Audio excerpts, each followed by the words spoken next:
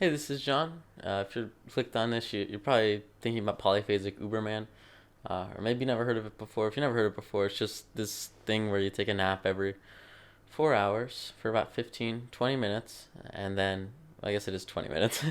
You effectively sleep 2 hours a day, and it's obviously has certain incentives. Um, I've been on Uberman for, well, I did Uberman for about a half a year, 6 months, a little bit more, maybe 8 months. I'll call it 6 months. And today I want to share with you some of the insights that I had, doing Uberman, so the reasons why I stopped doing Uberman, and I've had a little bit of time, about 3 months, to really reflect on it and what the experience that I went through, and also a lot of tips.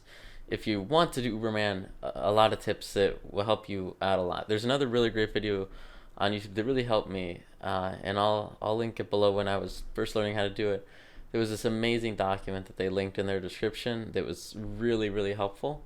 It was a way to transition to Uberman really effectively, and I'll talk more about that in just a moment.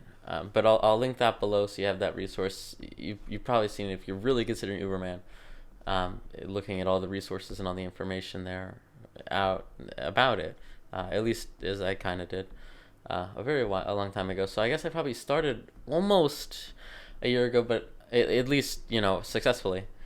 But I heard about Uberman the first time, probably 3 or 4 years ago, and my first attempt on it was probably about 2.5, 2 years ago, and that was just going straight into the naps, right? So I just took a 20-minute nap, waited 4 hours, took a 20-minute nap, waited 4 hours, and just tried to go right into it, raw into it, and it did not work at all.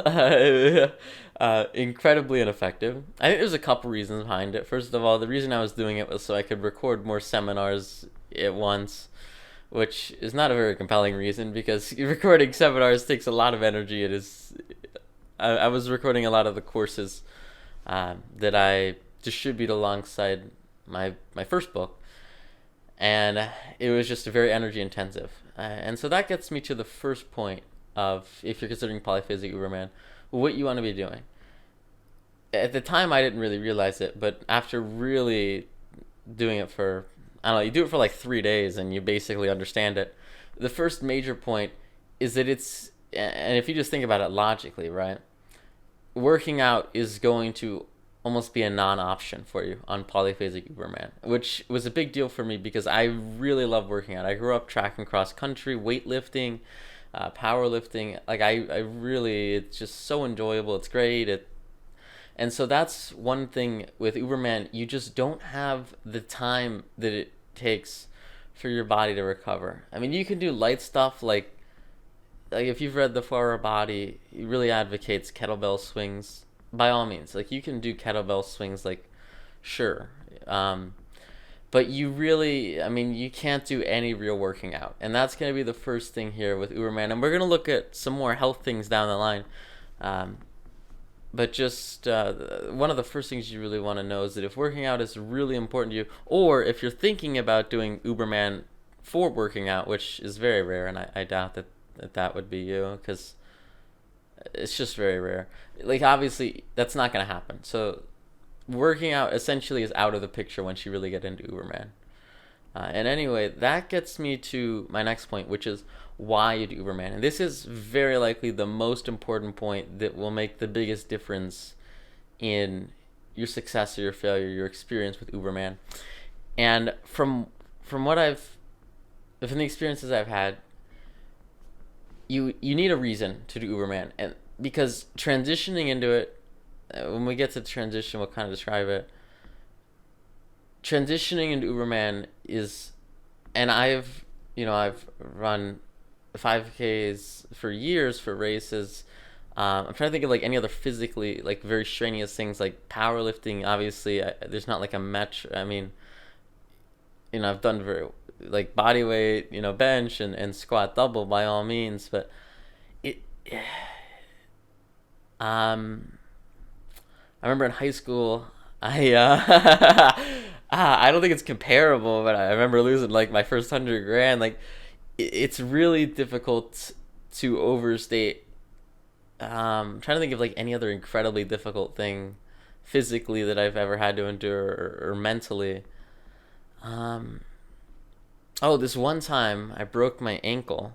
I was sliding down this rock. This is like a rock, and there was like a stream over. It was huge. I mean, it was like the side of a cliff, basically. Okay, so we're sliding down here, and my foot gets caught like in a crevice, and then my whole body. I'm sliding, down, right, with my feet first.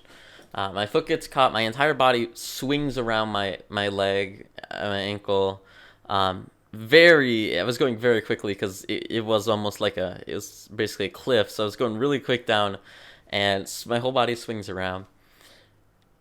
And I did not feel good. But then what happened is, so we were in the middle of a mountain, right? So hike out on my, hobbling. So we hike out. Nearest hospital's 2 hours away. So extremely long time from braking to getting over, from the twisting around to getting to the hospital. We get to the hospital. It's in the middle of nowhere. It looks like an urgent care almost. And Dai looks at it, and he says, "Hey, you know what? You're fine. No biggie. Just wrap that bad boy up and get out of here." Which is what we did. So that's what happened. Basically I was walking on, It hurt. It didn't feel great. But anyway, I'm walking on it for probably 4 days, right? 4 days later, doctor rings me up. He's like, "Hey, you know those x-rays we took while you were here? Yeah, I just, looked at those, and actually, your ankle's broken. And I can tell you something, it does not feel good to walk on a broken ankle for 4 days. It's really something." Transitioning into Uberman is honestly and completely, by all means, harder than that. It is absolutely, dare I say, the hardest thing you'll ever do. Once you're in it, it's amazing. It's phenomenal. It's so energizing. It feels like it's like having constant euphoria. It's amazing once you're in it. And we'll talk more about that later. But the transition will, by all means, be the most difficult thing you'll ever do. It is incredible. It's so hard. It really is. It takes so much. And so one of the biggest things when you consider Uberman is that you need to have a reason that pulls you towards it. You need to have an incredibly strong, good reason to want to do Uberman. Because if you don't have a why that's good enough to get you over the initial pain, it's just not going to happen. It really is, and we'll get more in the transition, but it's really important going into Uberman that you have a reason to do it, because if you don't, I can almost guarantee that you'll fail. And it needs to be an incredibly good reason. Now, with that said, moving on, the reason, from my experience, a lot of times deeper into Uberman, well, not even deep, like probably first week even, like if I was trying to read like a textbook or something for school, like I would just almost drift away, and you pull yourself back, and we'll talk about other methods and strategies to do that later in just a moment. But your reason, right? Your reason you go into Uberman, it needs to be something you're incredibly passionate about, such that. Oh, and then that's the other thing, right? So, if you want to do Uberman to get more time out of your day, which is basically the reason you do it, it can't be for doing more in terms of traditional work. It's not for getting more time to work. Most of the time, I would say, from my personal experience, a large part of like getting more work done, right? It's very difficult to make that your compelling reason. If you can, by all means. I'm not saying it's impossible. I have never been in that position, and I haven't spoken with anyone who's been in that position where they're just trying to get more work done. in terms of like logically thinking about the results of that. The reason that I personally went into Uberman was to trade foreign currency markets and the futures markets. So with those markets and the trading in them, it never stops, right? It's basically, especially with crypto, also trading crypto markets, it's 24/7. With the forex stuff, that was a little bit later on, but it's like 5 days a week, and then it doesn't stop, right? It never stops. So the reason I went into it was out of necessity. It was. I'm not saying you can't trade these markets, but I was trading these markets on 100x for crypto and 1000x for forex leverage. So it was extremely, extremely, extremely highly leveraged. So you really had to, like, you walk away for 15 minutes and you could lose six figures. I mean, that's just the way the game worked. And so the reason that I personally went into doing Polyphasic Uberman successfully, obviously, like I said, I've tried this probably 2 or 3 times before and failed, mostly because I didn't understand the transition period, but also I think really a very large reason is because I was doing it for the wrong reason. The reason I went into Uberman was because I knew that it was the only way to get something completed, which was successful management in a fund setting of highly leveraged currency futures. Excuse me. Without running 3 shifts of traders that, I don't know, they don't know, like there's so much. By all means, if you want to talk about hedge fund management, that's a whole nother ballpark. A different game, totally different game. But for me, it was the only path that enabled that to really happen successfully at scale with the execution quality and amount of leverage that I decided that I was going to go with, which was almost the most you can really trade with. It's, anyway, really fun time. I absolutely loved it, but that's not what this video is about, right? So make sure that the reason you want to do Uberman is because, and this is the most important part, like, I understand if you want to get more work done, that's basically what I was doing. What I meant with work is like writing, just because writing's not really my thing. But of course, I've got some books and all. Like, I could not do Uberman and try to write all day. It would not work. I just couldn't do it. And the reason why is because going into Polyphasic Uberman, the activity that you're doing it for, and presumably the activity that you'll be spending most of your time doing, it has to be something that you're incredibly passionate about, so much so that you can, like, quote unquote flow with it. And there's some really great studies on flow, and the meaning of flow, and how it, like, for example, really, really smart guy, name slips me, I apologize.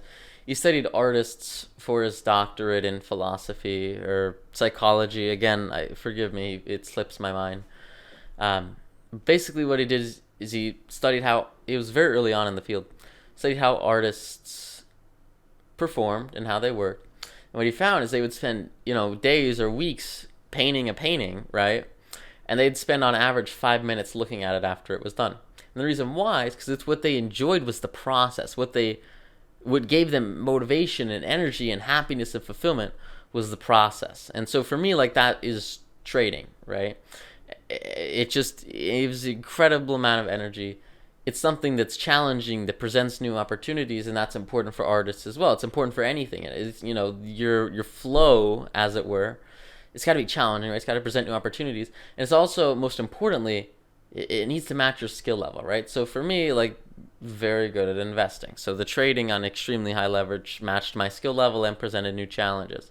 Same thing with artists, right? Very good artists, they can make their painting more and more difficult, I presume, as much as they'd like to. There's always more challenging. It's really important that what you're doing Polyphasic Uberman for has some kind of challenge. And of course, you're very much passionate about it and are good enough at it that, and this is the most important part, performing the task does not tire you out. That's the most important thing. You need to have something that energizes you when you do it. So for me, like, I love trading. I could and have traded 22 hours a day thanks to Uberman. because it's just incredible. I just love it. It's like, oh my god, it's great. It's phenomenal. What you need is something that brings you that same level of excitement and enjoyment. Assuming that you're doing this for work, because most people really only do this for work. In whatever your career is, it's very important that you have that, because even if you make it past the transition, there's like, you're just not going to be able to sustain it if you don't have that kind of activity that you're spending most of your time doing, unless you're literally just going to watch movies all day forever and you don't even have anything to do. You're just doing it to be able to watch movies all day or something. Like, assuming you're trying to do something actually productive, it needs to be something. And a really great example of this is if you've seen the Disney movie Soul. I was traveling back home over the winter break, and there was some actor, and I forget who it was. And I'm like, "Hey, mom, you know this actor? Is he good?" And he's like, "Oh yeah, real funny comedian." So we're like, "Okay, cool, let's watch Soul." And then we watched Soul, and it's like this super deep, like not funny, like what? Like this is like incredibly deep. Anyway, if you've seen Soul, which I think really well explains this idea of flow, when you have people that are kind of in their state, in their mind. With the example in that movie, you have the main character is a piano player, and his soul enters a creative realm of sorts as he plays piano, and as people exert their passions, they enter this, obviously it's fictional, it's a movie, but they enter this kind of creative realm where their souls are really in tune and in sync with what they're doing. And it's very, very important that you understand what that activity is for you, that gets you in the zone, that gets you excited, that gets you pumped, that gets you happy, and that presumably you're going to spend a bulk of your time doing with Polyphasic Uberman, because without it, it will be just incredibly difficult. And even if you don't have it, we'll talk about a couple ways you can fluff it and try to make that happen when we get to diet. But they're just going to be incredibly unhealthy, and it's going to be, like I said, extremely difficult. I mean, I can't think of any way that it would work. So it's really important that you understand and you have that passion and that activity that you enjoy for the sake of doing it, not for the result of it, right? Like, I don't... Like, my first fund was 100 large. I could give, like, that's not even, like, that doesn't even register on most hedge fund scales. I didn't do it for the money, right? I think, like, probably did 10, a little over 10. We had really good performance on the 80-20 split with it. And, like, that's, like, I mean, I could have worked a minimum wage job, Like, it's, like, I don't trade really... I mean, yeah, it's nice, but it's because I enjoy the experience, right? You really need to enjoy the process of whatever you're going to spend your time doing. It needs to be about the process that you enjoy rather than the end result. That's a really important...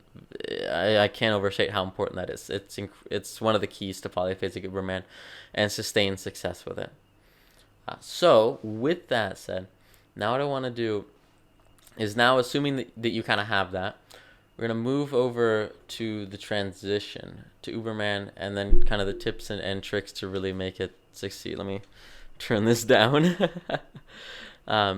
So, first of all, you have the transition. So, again, this will be linked below. It'll have the sheet and that video that the guy kind of explains it. But the gist of it is you stay up for 36 hours until you hit what's called second wind, which is when you get kind of this burst of energy after staying up for 36 hours. Usually it's about 36 hours. I did make a couple... Okay, so quick story, and then we'll go back to the transition. About a month into Uberman, I was on this trip. Went on this trip to my grandparents' house with my dad. And, I was doing Uberman the whole time. I was trading 100x Bitcoin at the time. And it was, oh my God, so great. I was on this trip, and I had been, doing it for like 3 days into the trip, right? I go down to, take a nap. My dad comes in, and he like powers down, like, hold down the buttons and power down my phone so that it doesn't ring the alarm. And if you've ever experienced the pain of transitioning into Uberman, then you know how absolutely livid I was when I woke up 8 hours later. That's another thing, right? So we'll get to that in just a moment. Oh my gosh. So I do have experience retransitioning into it. And what was I going to say? Oh, yeah. So the second time I did the transition, I had second wave at 30 hours, 32 hours, I think. It was about 4 hours early, 5 hours early. Um, so, like, it's a little bit variable, but I would say for most people on their first time, their second wave is going to be around 36 hours, and you'll be able to feel it. I mean, it's very obvious when it hits. You hit second wave, you can tell. So just follow that sheet, that Google Doc, that I guess not a Google, it's just a little PDF or something. I don't know. Really great. So that's really gonna help with the transition. Basically, you do the 36 hours awake to hit second wave, and then you do naps that are about I think 2.5 hours apart until you skip a nap, and then you skip a nap, and then you do naps every 4 hours. And that sheet will all be explained in the link below. That's basically the guideline for the transition. Now, there's a couple important things to note about that. And I've experienced this at the beginning as I was working out my diet, which we'll get to right after this, for Uberman, because I failed initially a couple of times just trying to figure it out.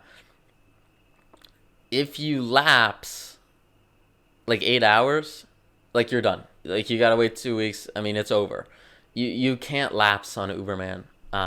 Anything over 4 hours, like you fall asleep for 4 hours, is like the absolute maximum of possible to recover from. And I've had that happen. I've slept through an alarm once, maybe even twice. I probably, yeah, I'd say twice. I've slept through two of my nap alarms and slept for like 4 hours. Usually your body eventually you'll get used to it, so you'll wake up after an hour and a half. That's what happened the second time. So the first time I kind of made it all the way up to the next nap, and then I had to skip that nap. Like that's probably the absolute most you can recover from is like one, maybe two, maybe like two of those 4 hour overlaps, maybe like 3 1 hour over naps. But and we'll get to strategies for alarms in just a moment. But definitely it's really important as you're doing that transition. I think it's on that sheet, that document as well. You need to be very, very careful, because if you oversleep multiple times, or any time from my experience more than 4 hours, and usually if you sleep more than 4 hours, you're going to sleep for a whole 8 till the next alarm. It's incredibly important that doesn't happen. And so we'll get to alarm strategies in just a moment. And that really only makes a difference, or that only becomes a challenge when you're in the first couple of weeks, because after that you get really used to it. And we'll get to that when we get to alarms. But the first thing I want to cover is diet, because diet is going to be huge for Uberman. It's going to be massive. It is one of the most critical parts after you have the introductory phase to sustaining Uberman. I think by far the most important part. When I first did Uberman, like I said before, my dad kind of shut off my alarm, and that was a whole, oh my gosh. When I first did Uberman, I went about it. So I had been previously dieting by the slow carb diet with Tim Ferriss, where you eat good stuff 6 days a week, eat junk on Saturday. What I've previously been doing was that, and that's what I decided to do going into Polyphasic Uberman and going into the transition. And first transition, like I made it like probably 3 naps before I failed. And the reason why is because with the slow carb diet, you eat a lot of really slow carbs, a lot of beans, and then aside from that, it's just vegetables and meat. Until, of course, you get that one day a week where you go crazy. You eat a bunch of candy, sugar, like whatever you want. It just did not work. And I really, really, really tried. I might have even pounded out, a second try after oversleeping. It just doesn't work. And the reason why is because you don't have immediate energy. And with Uberman, you need immediate energy constantly. You constantly need the energy. And we'll get to bed positioning in just a moment, but you really need the energy to jump out of bed the instant you hear your alarm and just go. Because if you don't have that, you'll fall back asleep, right? And you also need and we'll get to metabolism impacts in just a moment because it has a lot to do with that. And so you need that immediate energy, right?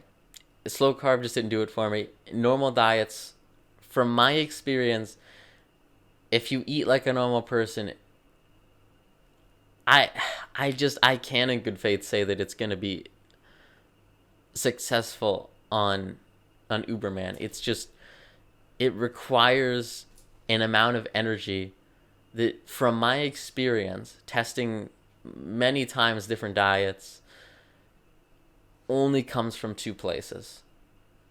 The first place is what I initially started with, and that's carbs, right? Carbs give you that immediate energy. They're phenomenal. They really do it for you. And I am no stranger to carb loading.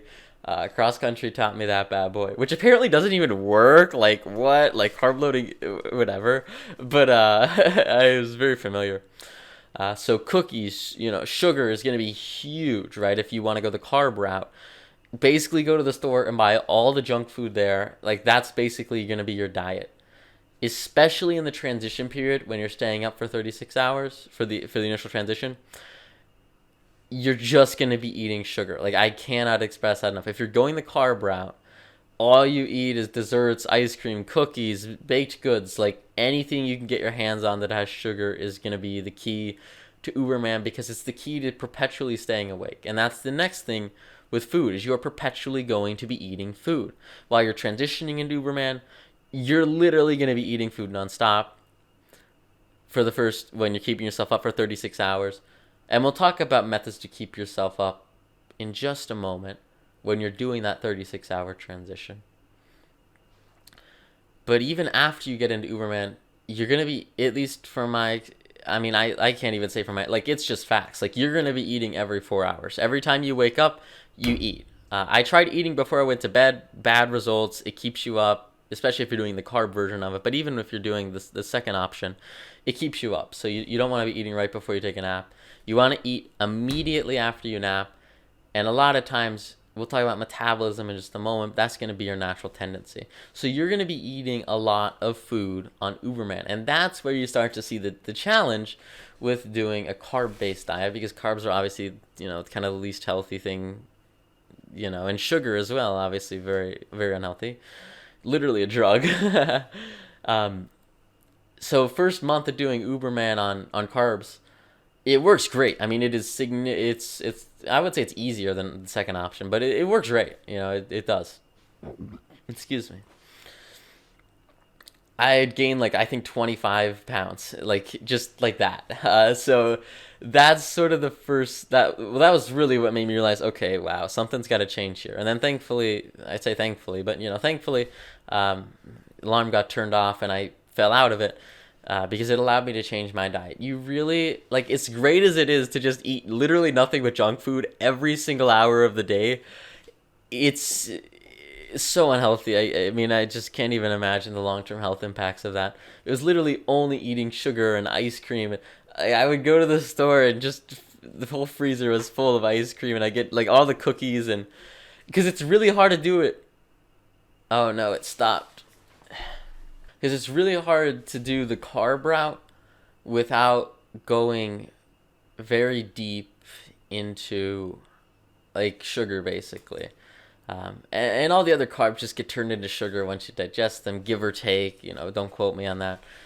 So really, you're just going to be ingesting an incredibly large amount of sugar, which is one option. That's the first option. Very unhealthy, but by all means, it does work. The second option, which is the one that I recommend, and what I spend a vast bulk of my time on Uberman following, is keto.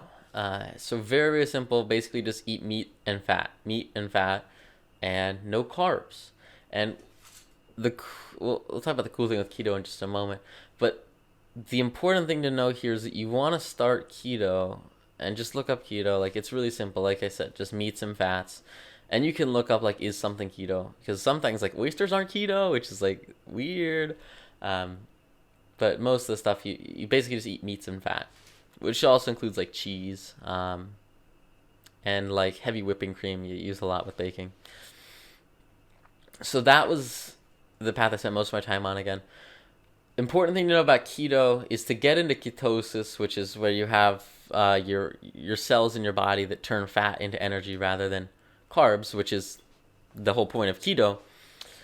It's gonna take it'd take about a week probably for most people. It took me like 4, 5, 6 days. But I would budget like 2 weeks, like a week and a half. I would budget 2 weeks just so that you're really used to it. Because if you don't have experience transitioning into Uberman, I would budget 2 weeks. Budget 2 weeks before you start to transition into ketosis, because if you've never done keto before, it's a little bit of a surprise. It's just a little bit of a surprise is all, and it's something that you want to have done beforehand because you don't want to be combining things. And also you want to be in ketosis during your transition period, which like keto actually makes it incredible. Like I would say transition 36 hours on keto is actually much easier than the transition period on carbs. Really a lot less stress, a lot less it's really very much easier. So yeah, you really want to. The keto's basically the way to go. It's awesome. I've learned so much about like making keto food from Uberman. It's awesome. There's this magic thing called almond flour that isn't doesn't have carbs, and you can make incredible, just phenomenal like meals, and there's a lot of desserts you can. It's just awesome. So you can use almond flour is really going to be one of your best friends. And then your next best friend is going to be ethanol or monk fruit sweetener and a little bit of allulose. There's some specific baking situations that use allulose. But most of the time you're going to be using an ingredient called ethanol, which is a plant product that is basically sugar, except it has no carbs and it has no impact on your glycemic index, which is going to be what keeps you in keto, is having essentially zero glycemic index, or if that's not the right name for it, I apologize. But anyway, it goes into your body and it tastes amazing. It's just like sugar. And then you just pee it right out. So it doesn't get absorbed in your bloodstream. It doesn't have any of the impacts of sugar.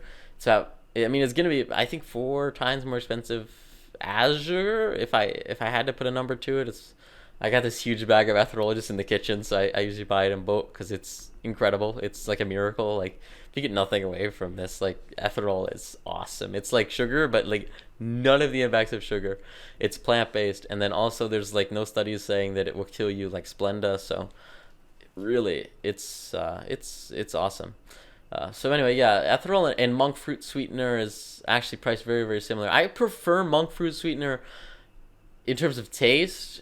In terms of ease of access, monk fruit sweetener comes from this like fruit, given the name, right? Yeah. But because it comes from it's just from my experience, it's harder to find bulk deals on monk fruit sweetener. By all means, monk fruit sweetener I think tastes better, but they're very, very. I mean, it's minor. It's probably a placebo. They're both incredible. They taste very similar. They're just sugar substitutes, sugar replacements. So you can get, my point with this is that you can get really creative on keto. Don't think you're not going to be able to eat anything good. Like, I honestly prefer, like, a lot of the keto desserts I make are so good. And I'm kind of partial to them now, even afterwards. Not to say cookie dough and carbs, it doesn't hit the spot either. But anyway, learn more about keto. That's basically going to be the diet that you want to follow. It will give you the immediate energy that you need perpetually to follow Uberman, and it will also be a very healthy thing that you can eat every time after you wake up, and you can feel totally confident eating it, because eating as much as you want, because you are, okay, so that's the other thing. You're going to be eating like twice as much as a normal person. Low side for me, man, maybe a little bit less for you, but I would say just double your caloric intake. It was about 4,000 for me. On keto, it was probably like 16,000 on carbs. I don't even know. But you're definitely 100% going to be eating twice as much food because you're awake for essentially, it feels like you're awake for twice as long. And the reason why is because when you sleep, I had one person I was dating, they put this really nicely. They said they eat sleep. And I thought about that, and I can agree, especially coming back to normal sleeping, to mono from Poly Uber. you definitely need less food because when you sleep, like for some reason, like you don't get hungry, and also you get like less hungry. And a lot of times, if you're familiar with intermittent fasting, you can like skip breakfast if you're not on a strict workout regimen, and you'll kind of do like okay. You definitely get a lot of energy from sleep. That energy is not going to happen with Polyphasic Uberman, and we'll get more into stages of sleep and likely why that is in just a moment. Excuse me. But with Uberman, like your energy is going to come from your diet. It's going to come from your food. And that's why I kind of started this out with diet. Because diet is incredibly important. It is really the key that allows everything to work. So you are, like I said, going to be eating a lot of food. Expect your grocery bill to go up, especially if you're transitioning into keto for the first time. Then you can definitely expect your grocery bill to go up because you're going to be buying keto food, which is just in general more expensive. The healthy food, obviously, in general, it's a little bit pricier. So that's one thing for sure that you really need to understand is you're going to be eating an incredibly large amount of food, and that's why it's so important to have a healthy keto versus carb diet, because you're eating a very large amount of food that, like I said, I gained like 25 pounds in a month, and so you really don't want that to happen. It's not terrible, but it's not great. Um, so that's diet, and that's gonna be really really important. And like I said, you want to leave 2 weeks to transition into ketosis. You'll feel the transition when it happens. You'll feel like it's strange. You feel really hungry, but you're also not hungry because you feel so full from. Usually, it's from the fiber that you have. There's a lot of fiber in keto, just from the plants and all. And that's kind of how you'll feel. And that's when you'll know. Add 2 days to that, and you'll be kind of done with the transition into keto.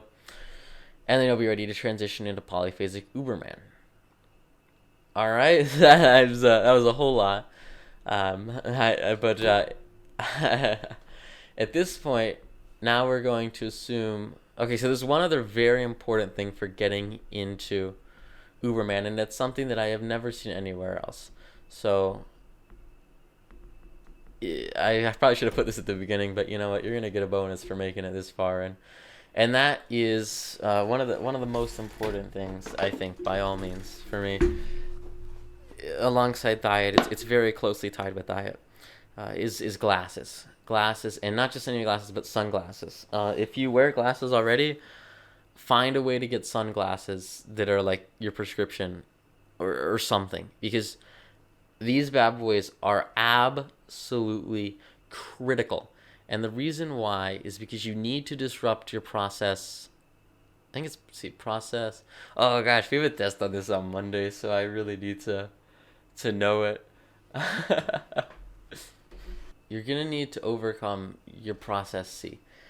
And one of the most influential parts of your natural circadian rhythm is not only the biological clock, right? But also the photoretinal ganglion. It's like a nerve. It kind of goes to the back of your eye. Very, very small. It's interesting. Like blind people still have it. So even if you're blind, you have it. It detects the amount of light outside of the environment. And so there's two things that this stems. First of all, it's incredibly important that you always have the lights on perpetually. So lights always need to be on, and you want to close your windows so you can't tell if it's dark outside. Excuse me, or if it's light outside. That's going to be really important for disrupting that process, so that you perpetually want to stay awake. Which it's just you always need the lights on. I can't stress that enough. You're watching a movie, like it doesn't matter. The lights always need to be on.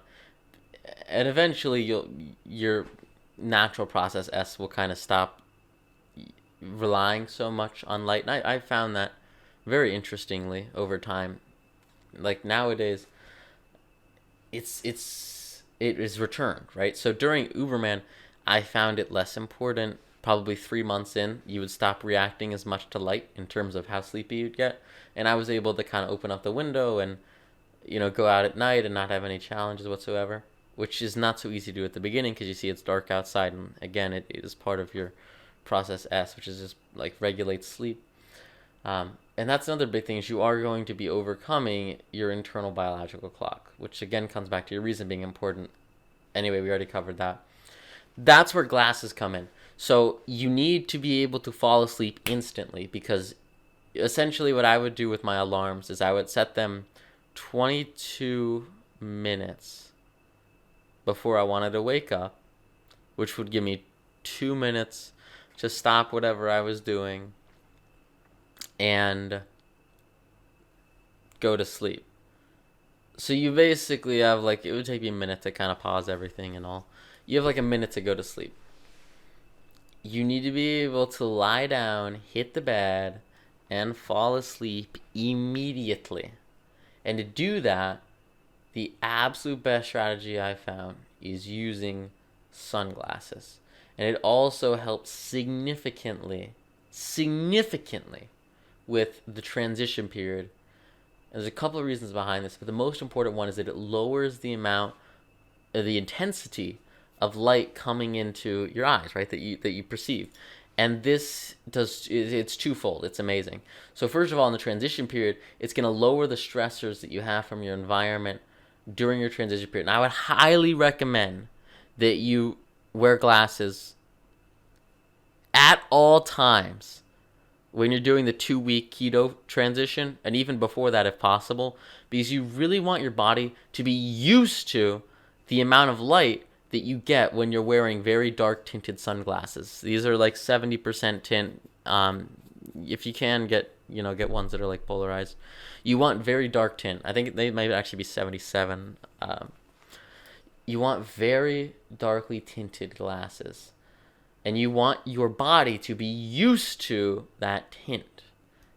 And like I said, serves two purposes. The first, again, is transition period, because it makes it much easier to go through the beginnings of the transition period. And additionally, we'll talk about, maybe I should write this down so I don't forget it. We'll talk about ways to overcome, restlessness when it comes to making that 36-hour transition. But the glasses are going to be a really great tool that you can use, because essentially what you'll do is, if you're used to the amount of light that you're getting, right? If you take off the glasses, all of a sudden it becomes much brighter. It's significant. I mean, it's once you're used to it, you'll know. You take the glasses off, it's significantly brighter. And that's a tool that you can use if you need help powering through the last 2 or 3 hours of the transition period. It really helps to have that last minute reserve tool that, you can take off your glasses and, oh my God, it's so bright. This is really keeping me awake, because it will do that by all means. Once you get on Uberman, it's so important that you have the glasses either on at all times, which is what I did for the first 4 months, and this is very much an and it comes down to how you feel about it, and it's really, I would say, more personalized than anything else. I spent like half of my time not doing this and half of my time doing this. The other option is that you have a nap, you wake up, and then you don't wear the glasses for like an hour, and then you put the glasses on, because you need to be ready to sleep, right? So the reason it works so well with them always on is because you're always perpetually very, very close to what should be sleep in terms of the amount of light you're perceiving. And so because you're like so tired and the amount of light you receive is so low, it makes it very easy to take the glasses off, lie down in bed, and fall asleep immediately. I'll come back to that in just a moment, but I just remembered another very important thing. You need to have like one of those face masks you can wear when you're sleeping, right? Like an eye mask. And you want to sleep with all the lights on. Very important. 100%, you got to sleep with all the lights on. When you hear your alarm, right, to wake you up, rip the face mask off so that the light pours in. And I cannot tell you how much this will help you with oversleeping. It's day and night. Day and night. But it is huge. So incredibly useful. You definitely want to sleep with an eye mask. You want to sleep with the lights on. It's very important. Very, very important. But anyway, back to the glasses. So it really helps to keep them on. I did it all the time for a very long time because it's just so much easier, especially if you're looking at computer screens, which is kind of what I was doing all day. It makes it a lot less strain on your eyes. If you're doing something that's less so with computer screens, you might be able to get away with waking up and eating, because you'll eat every time after you wake up. It just becomes natural. And even if you don't feel hungry, I would say very much from experience, because I had this happen a couple times. I would oversleep. One of my oversleeps was because I didn't eat. Actually, both of them might have been, to be honest. At least the major ones I remember. They're because I didn't eat after I woke up from the last nap, because I was like, oh, I'm not hungry. Very important that you eat anyway, at least on keto. With carbs, also important. Oh, so also if you're doing carbs or you're doing keto, you don't, and once you're actually past the 36-hour transition period, you do not want to eat before your nap. It's just, I think I already said this, it'll keep you up. What's important though is you understand, at the beginning on carbs, you're probably going to feel hungry at the 2-hour mark once you transition into 4-hour rest periods between the naps. So you really want to eat the moment you wake up every time, no matter what your diet is, because you need the energy. You need the energy. I can't stress enough. Even if you're not hungry, you need the energy. Eat something. You need to eat every single time you wake up. Don't worry about, especially if you're on keto, don't worry about it. I think I lost and got more muscular, and do not worry about it.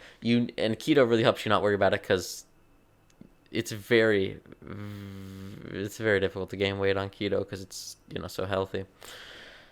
You need to eat when you wake up to maintain the energy in that 4-hour period, and also in the next nap period afterwards, because it takes a couple of hours to actually digest food, and you're not going to be able to feel it. And by the time you do feel hungry, it's already too late, because you'll eat and then you'll have the nap, and then you're really putting a large risk on that nap of being an oversleep.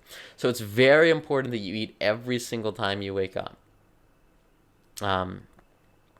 So the glasses really help. So if you want to, it's more personalized, and I would only recommend this after you've been doing it for a month. If you want to, after your nap, you can leave the glasses off for an hour, maybe 2, or absolute maximum 3 hours. You definitely want the glasses on for the last hour, and that's something I found through experience, testing out different time frames. Because you need the glasses on, I would say, for at least an hour. Because you want a habit that your body can associate with getting ready for a nap, which is putting on the glasses. And you also just need the decreased amount of light. You really do need the decreased amount of light to, in essence, prepare you for laying down and just going to bed. But anyway, if you want to do that, by all means. If you're having trouble staying awake during the transition period, or during the first week or two, and I had this happen, I would fall asleep at my desk, or even you'll have what are called micro sleeps, where you just kind of doze off, or you close your eyes and you suddenly feel yourself falling asleep, and then you jolt yourself awake. If that's happening very swiftly after you come up from a nap, which it might, one way you can counteract that, if food isn't doing it for you, right, and you're eating your food and you're still tired after coming up from a nap, one thing you can do to rectify that is to keep the glasses off and have that increased intensity of light that you're not used to for 45 minutes. And then put the glasses back on to keep your body used to, again, you want your eyes used to that lower amount of light, because light really is a tool that you want to be able to use at your whim.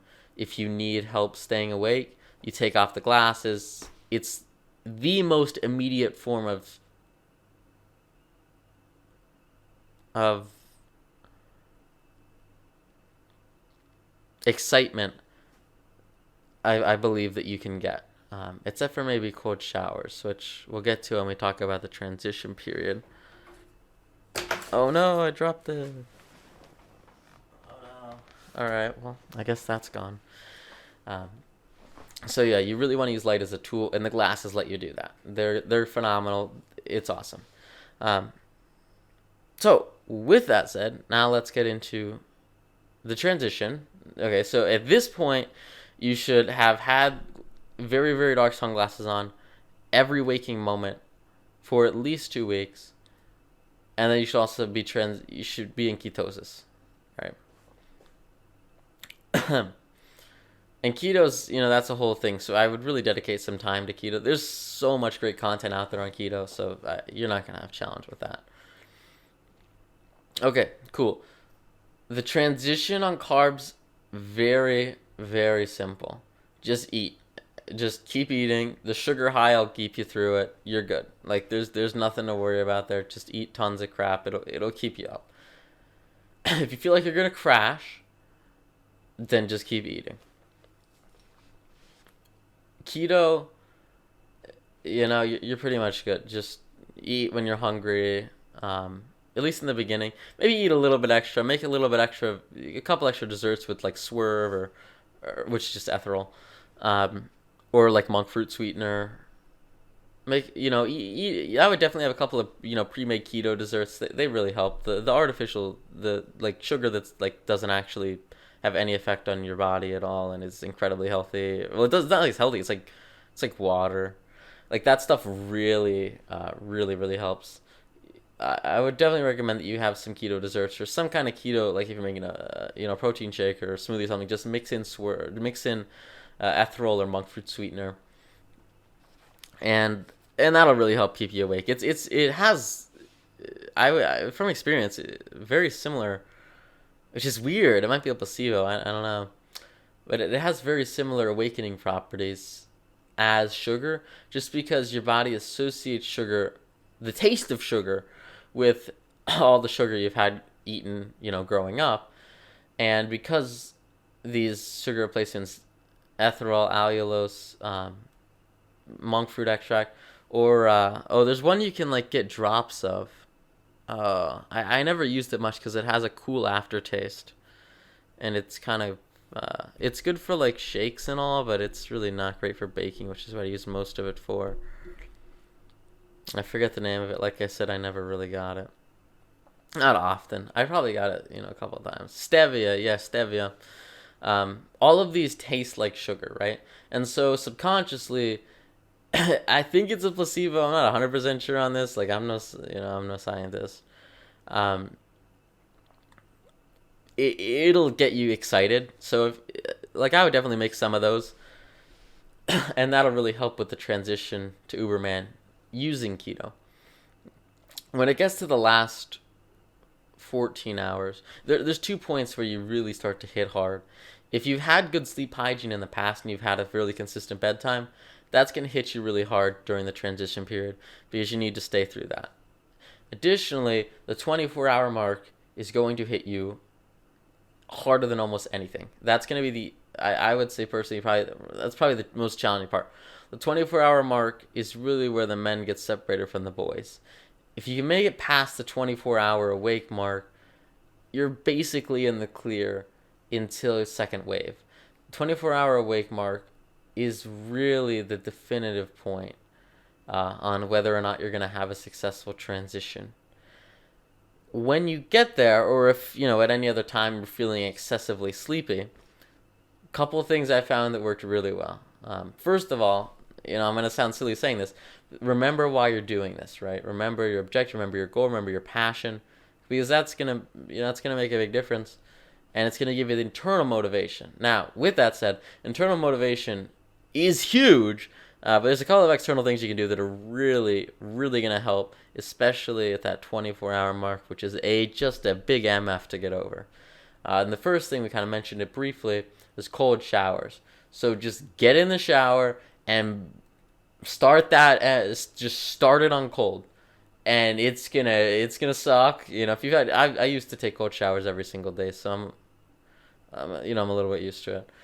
But really, really, really good, really phenomenal. That will wake you up. That will wake you up. Guarantee. You will be awake after you take, not even, I wouldn't say a whole shower, but just as long as you can sustain it.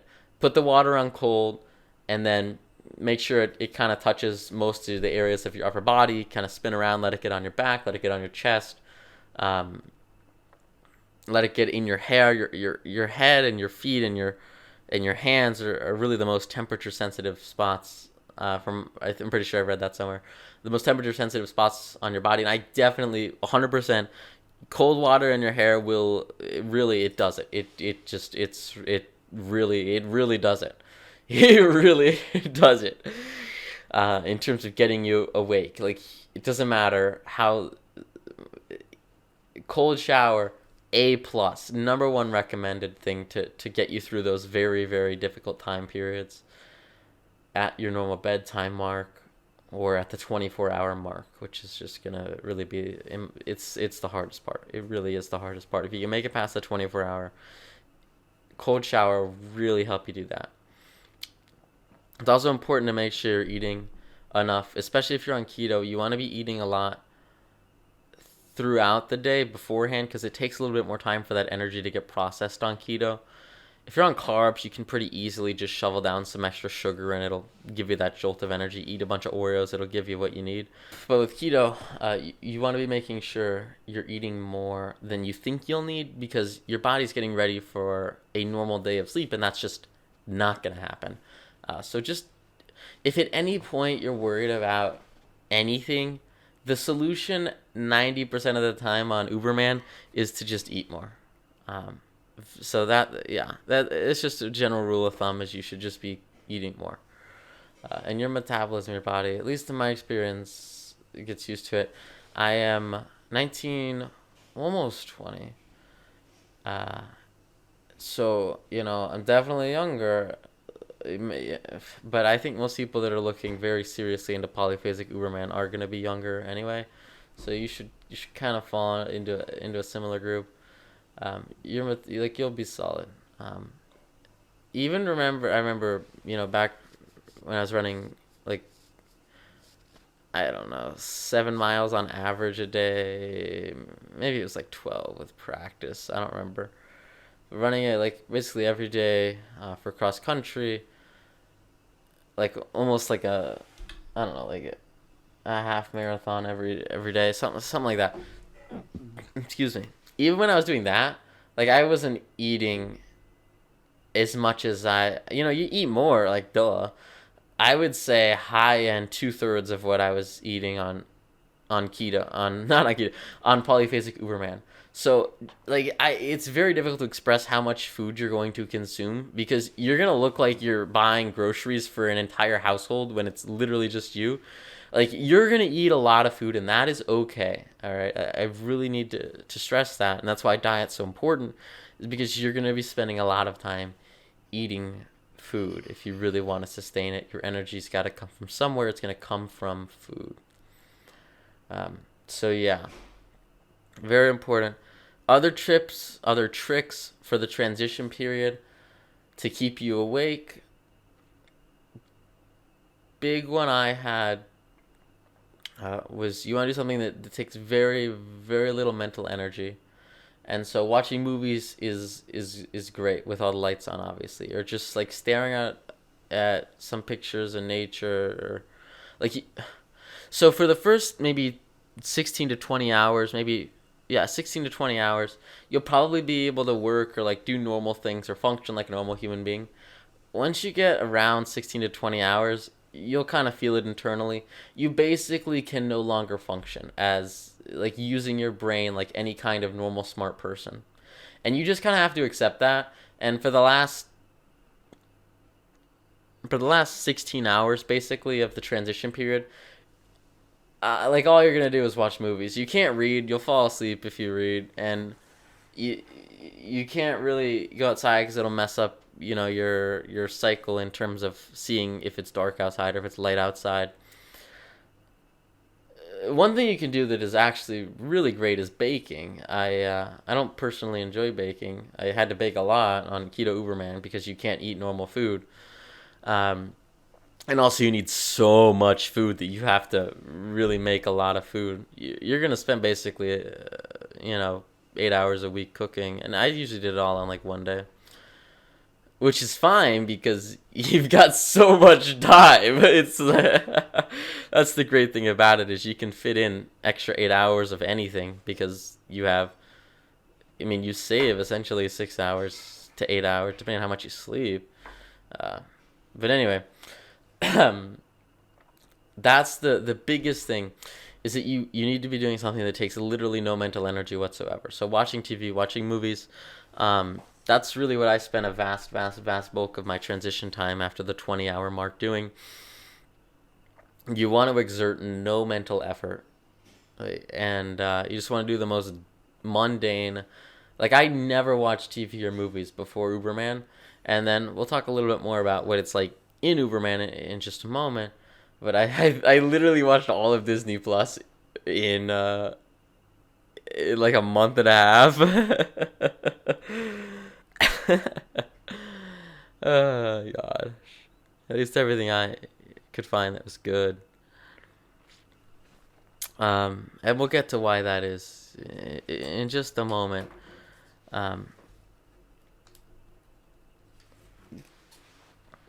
But you definitely want to be doing absolutely nothing useful. You really don't want to be using your brain at all or putting it under any stress, because the most important thing and your sole objective at least after like the 16-20 hour mark, is to just stay awake. Cold showers are really the biggest tool I use, and I really only had to use them during the 24-hour mark, which again is the hardest mark.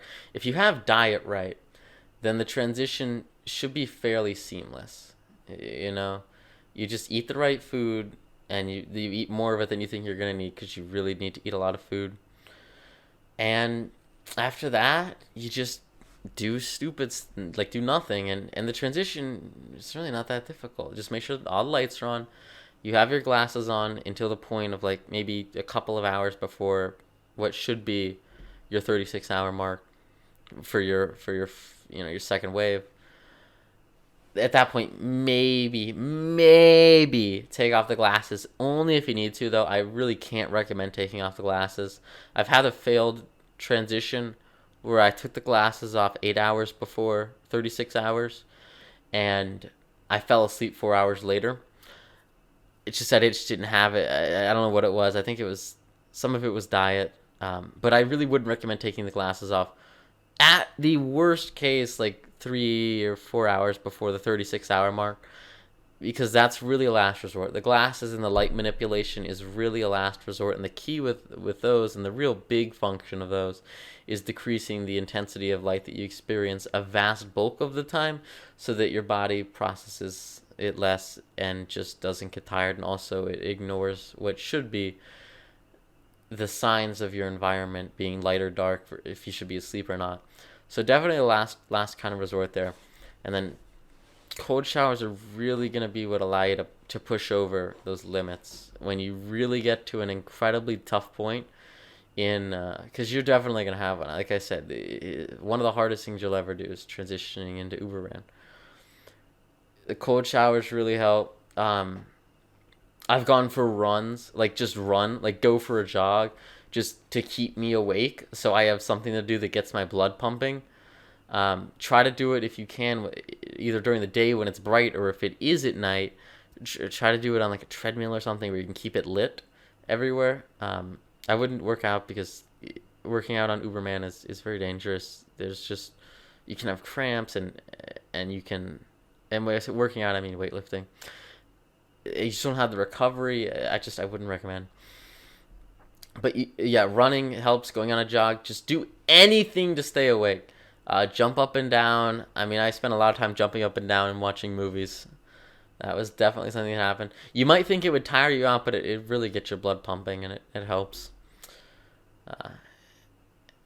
And that's really it. My first transition was on carbs, so it was a lot easier because it's really hard to fall asleep when you're shoving your face full of cookie dough and ice cream and or other cookies, stuff like that. And then on keto, which was my second really big transition, it was just so much easier because I'd already done it before successfully, and then also I had already been on keto. So keto, I think, I can't tell if it was because of keto or because it was my second time. It's kind of confounding, but I had a much easier time on keto doing the transition. So I never really had to develop any extreme strategies for staying awake during the transition period. It's really just the glasses are the big thing. I can't. The glasses are so important. I can't overstate how important it is that a vast bulk of the time the amount of light entering your eyes is less intense than normal.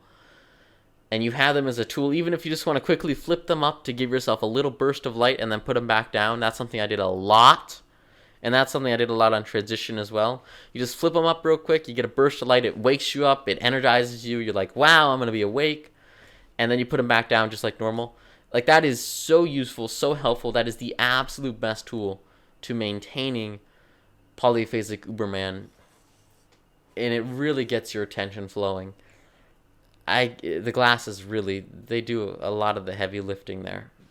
So you don't have to fully take them off. You can just, get a little bit of a glimmer of the bright lights that you have. Hopefully artificial lights, because again, you really want to be avoiding natural light. And you want lights on perpetually as bright as possible. So, if you have screens or something, you want them all to constantly be as bright as possible, which again, the glasses really help because then you don't have eye strain, right?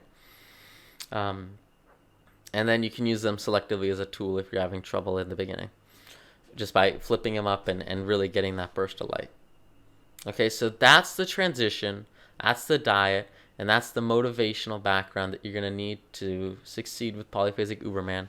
What I want to get to now is maintenance of Polyphasic Uberman and how to have long-standing success with it. There's a couple of really important nuances that I have never seen published anywhere. Well, okay, so maybe, okay. Some of it, like the bed stuff. So we'll start with the bed stuff, okay? A lot of people say they have much more success on Uberman using their couch to sleep on rather than their bed. Excuse me. And that is 100%. The reason why is because you're used to sleeping 8 hours in your bed, at least usually are. Excuse me. And then you're not used to sleeping 8 hours on your couch, at least for most people, right? When I started Uberman, I had just moved out of my old dorm, which was a lot. It was not nice. It was a big step down from being able to have all this stuff. This is really, I really appreciate. It's awesome. Yeah, freshman dorms suck.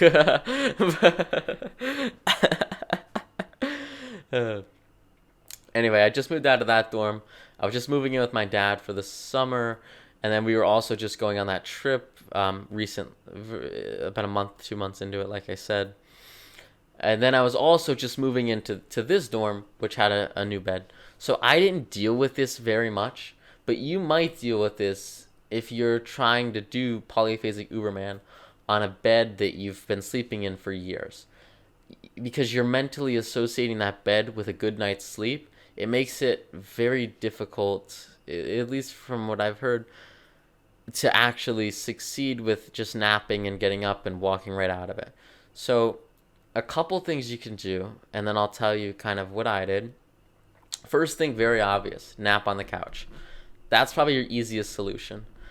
It'll remove the association that you mentally have with a lot of sleep in your bed, and instead it'll start a new association with a very small nap and your couch, which is very, very effective.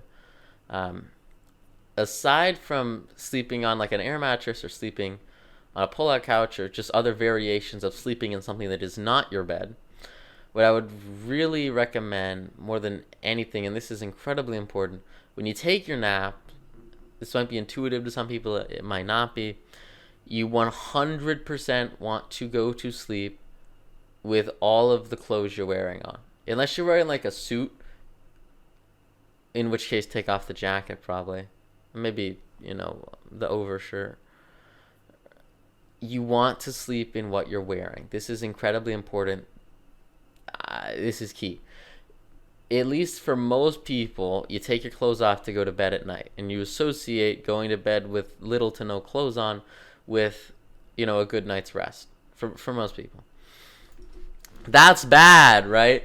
So you want to associate naps as much as possible with being completely awake, because it makes it much easier to wake up from them, and it just is so much easier to succeed with Uberman. So when you sleep with all of your clothes on, what do you associate having all your clothes on with? Being awake, doing things, right? That's critical. That's really important. So you want to sleep with all of your clothes on. Because you're sleeping with all of your clothes on, usually I don't get under the sheets or anything. What I did try at the beginning for a while was sleeping with a blanket. Very bad idea. Blankets, again, associated with what? They're associated with a good night's rest, which you do not want. I slept with a blanket, even with my clothes on, and I mean, it kept me out. I think one of the oversleeps was also partially caused by that. At least one of the notable ones. I'm sure there were probably some smaller ones before I stopped using blankets. You do not want blankets on you at all. If you get cold, suck it up. You're sleeping for 20 minutes, you know.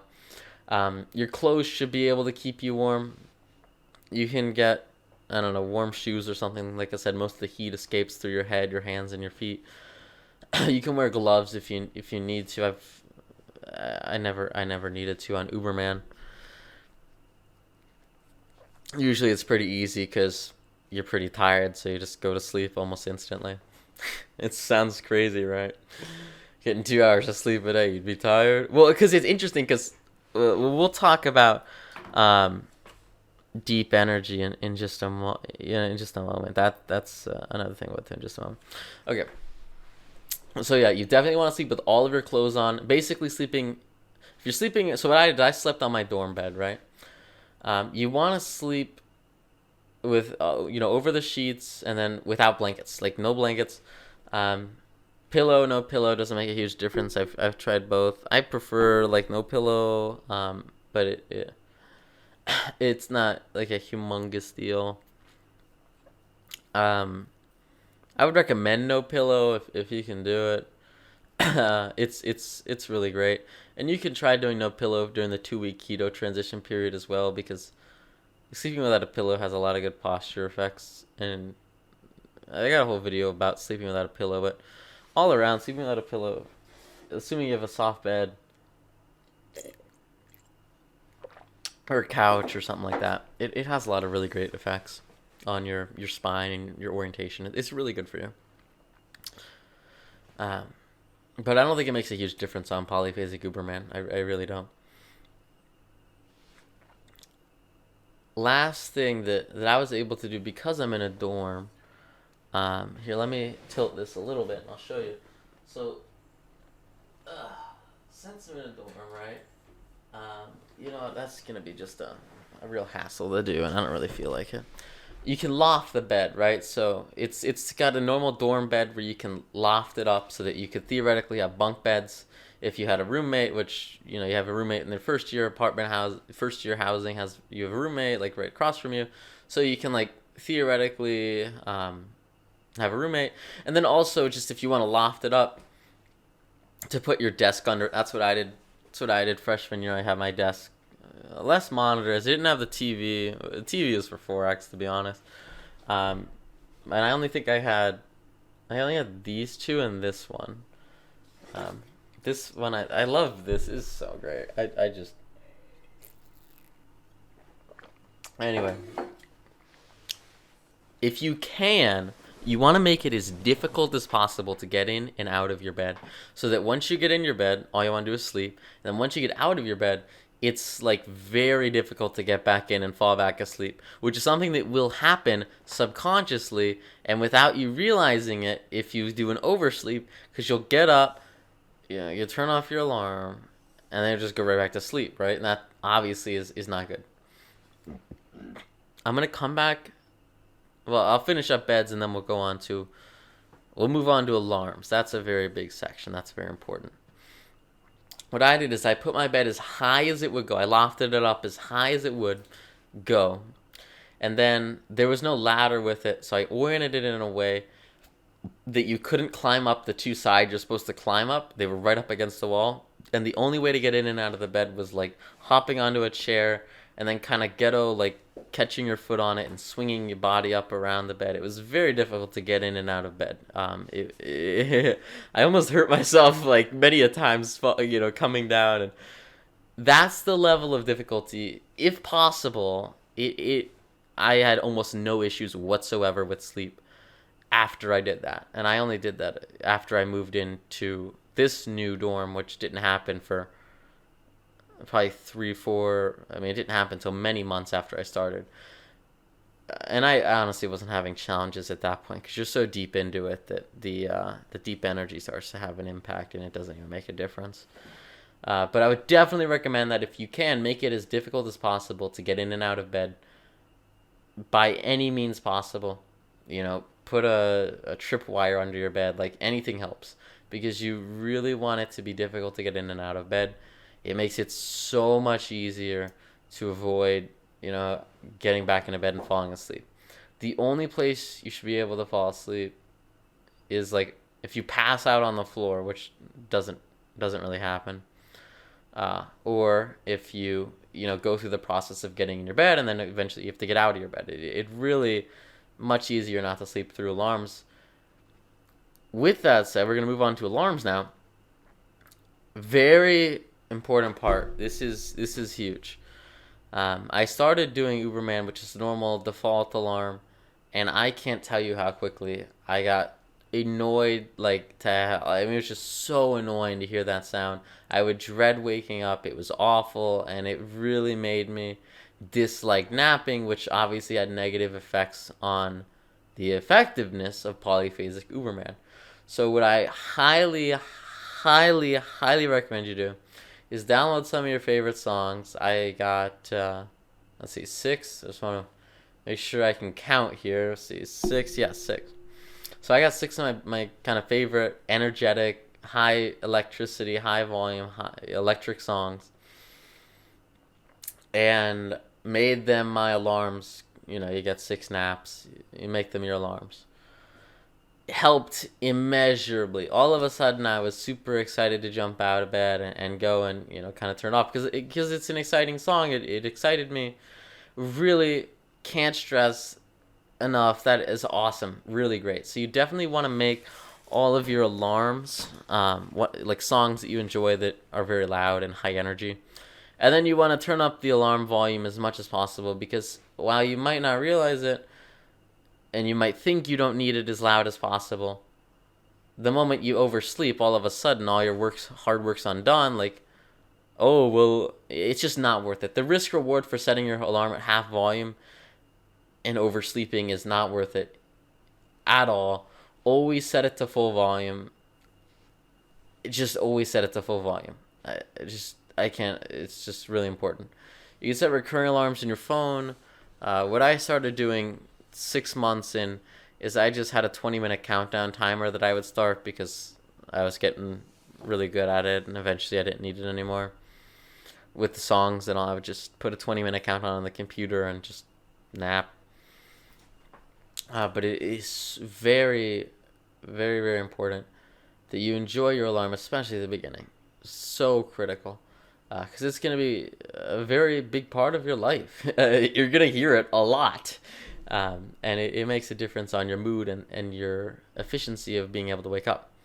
So now, the last thing with alarms, and this is the most important part, this is more important than what kind of alarm sound you have, is your alarm needs, and this really helps if you're able to elevate your bed, which is what I did, or in some other way make it difficult to get out of your bed, or if you're sleeping on a couch, you want your phone to be very far away from you when the alarm goes off, such that getting up requires you, and turning off the alarm requires you to walk as much of a distance as possible and exert as much effort as possible to turn off the alarm. What I did first starting out is I got this dresser over here, right? Pretty freaking tall dresser. And I put my phone on top of the dresser in the middle of it. So the only way I could reach it is if I got a chair, moved the chair next to the dresser, and then stood on top of the chair, which was not like a rolling chair. It had it had legs, okay? It wasn't stupid. It wasn't risking injury. But the only way I could actually get to my phone to turn the alarm off was, standing on top of a chair, which is across the entirety of my room, which granted isn't much because it's dorm, but it was as far as it could be. And then picking up the phone and turning off the alarm. If you're using a couch, You want to put your phone as far away from you as possible in the same room. If you're worst case scenario using a normal bed, you want your phone to be, again, as far away as possible in your bedroom, so that obviously you'll still be able to hear it, right? It's in the same room, but you have to get up and really walk on over to your phone to actually, get to turn off the alarm. That's going to be really helpful. That's massive. That will get rid of probably 80% of your challenges right there, because by the time you get over there and you take off the face mask, all the lights are on, and obviously you're not sleeping in your glasses. And this is actually one of the really key points with the glasses. When you first wake up is the most important time to have energy and to be awake, because that's the most risk time of you falling back asleep. So when you take the eye mask off, and you don't have your glasses on, and the light is significantly higher than the level that you're used to, it just makes it so easy to be energized and awake. And then you're also immediately going to go eat, which further energizes you, because you want to eat essentially right after you wake up. That really is critical. That feedback loop of getting up, really having to move your ass to turn the alarm off, and then also having all that light come in because you left the lights on before you went to sleep, and you're searching around for the alarm with your face mask off without your glasses on. And then you're going directly from that into eating with or without your glasses on, depends on your comfort level. I usually did it with the glasses on. I put my glasses on pretty quick usually, because I was able to get up pretty quick, just because normally I'm able to get up kind of quick. That's huge. That is really the key cycle, and honestly, that right there is what allows you to maintain Polyphasic Uberman during the transition period. And when I say transition period now, what I mean is the first couple weeks. So the first couple weeks, it's going to be kind of hard to do. It's just kind of how it is. First couple weeks, first couple days, you're going to feel like shit, like no question. And we'll get into kind of like mind intensity and what you should be expecting to be able to accomplish in just a moment. And that ties in with deep energy. But it's definitely kind of really important that you master that feedback loop. And then once you have that mastered, we're going to move on to what you do when you're awake. Okay, so we're going to make a bit of a transition here. And after this part, we'll talk about sort of what to do after the initial transition, what to do in the longer term. So first thing you're going to notice is that certain things are going to be very difficult to do without falling asleep. Something that comes to mind is like reading a really boring textbook or trying to learn information in a topic that is not related to the area that you have a significant passion for and that you're doing Polyphasic Uberman for in the first place. Learning in general on Uberman is incredibly difficult and very ineffective. My GPA during the semester I did Uberman was, oh my gosh, it was very, very bad. Excuse me. And the reason why is because sleep spindles, which occur in like stage 2, and then a little bit in stage 3, really it's stage 2. It's basically only stage 2. Sleep spindles, which occur in stage 2, would facilitate learning. And there's a lot of neurology and neuroscience behind that, and there's a whole lot of studies behind that. It's actually really interesting. Like, there's this one study that shows if you have this electronic device on your head when you go to sleep that detects if you're in stage N2 or non-REM 2, and it'll stimulate your mind when you have a sleep spindle to promote the sleep spindle and kind of extend it for a couple of seconds. It can detect the sleep spindle, and then a little bit of a vibration that doesn't wake you up, but it promotes the sleep spindle. Like, those people did 40% better on memorization tests the day after than a control group. So there's a lot of really cool science behind that. With Polyphasic Uberman, you're going to go to sleep, and you're instantly go into REM. I mean, there's just no question about it. You instantly start dreaming. You're going to have some of the craziest dreams of your life on Polyphasic Uberman. I mean, it is just ridiculous. It's insane. Because you're deep into REM, like, you can dream in any stage of sleep. Like I think 60-80% of it happens in REM. When you only dream in REM, because so when you dream in REM, you have your craziest dreams, your most out there dreams. When you only dream in REM, you get some whacked up stuff. I mean, it's crazy. You're gonna basically dream every time you take a nap because you're gonna enter REM at least after the transition period. Every time you take a nap, and you're gonna get some really crazy stuff. So I'm just forewarning you, like it's gonna be crazy. Oh my gosh, you're gonna really have some of the absolute craziest dreams you've ever had. Definitely, if you have any kind of sleep challenges or sleep disorders whatsoever, you probably wouldn't be on this video, but this is the part where I'm gonna say, obviously, don't do Polyphasic Uberman because, well, I mean, it depends on what it is. Use your best judgment. But I just want to point out that your dreams will be extremely emphasized because you're basically, if you are familiar with Polyphasic Uberman, the whole point of it is that you're only taking naps such that you're only really sleeping in REM sleep, which is, theoretically the most important part of sleep, at least in terms of like revitalizing you. There's a lot of other important parts of sleep, and it serves so many other functions.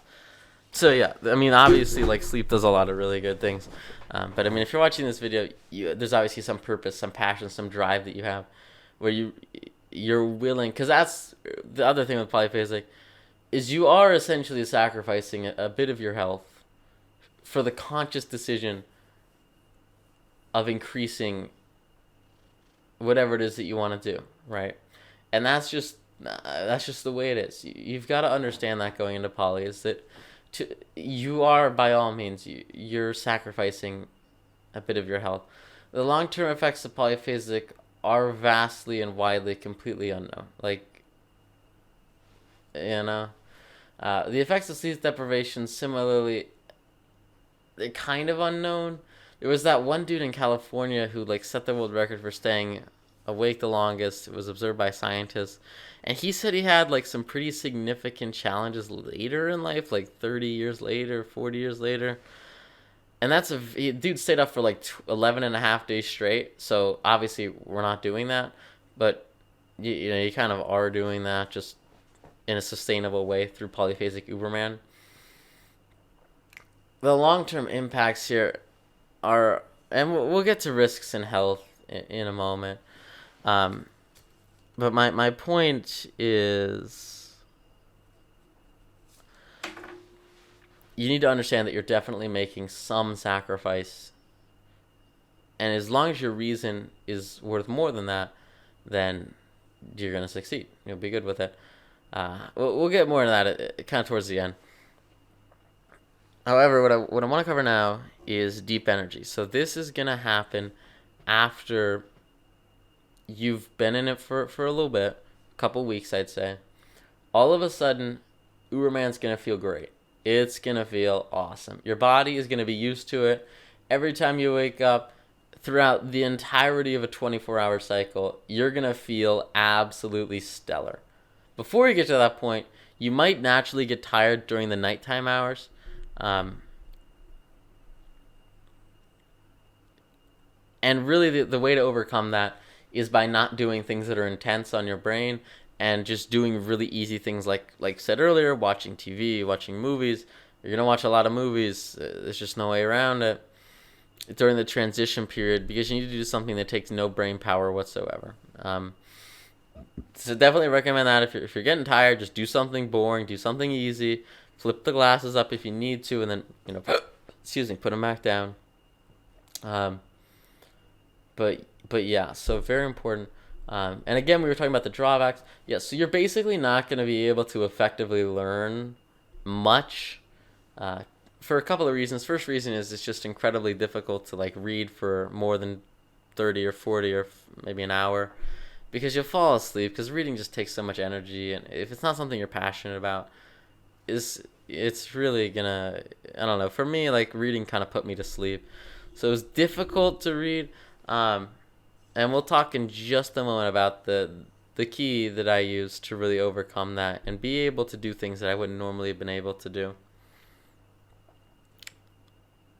Before I do that though, I just want to reiterate that if you're doing this during any kind of like schooling, you're very much likely going to have an incredible decrease in performance.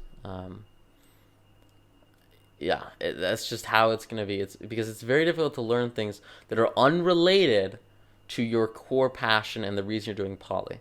I learned an incredible amount of trading while on Uberman because it was my passion, right? I learned almost nothing about anything else. I learned a little bit, sure.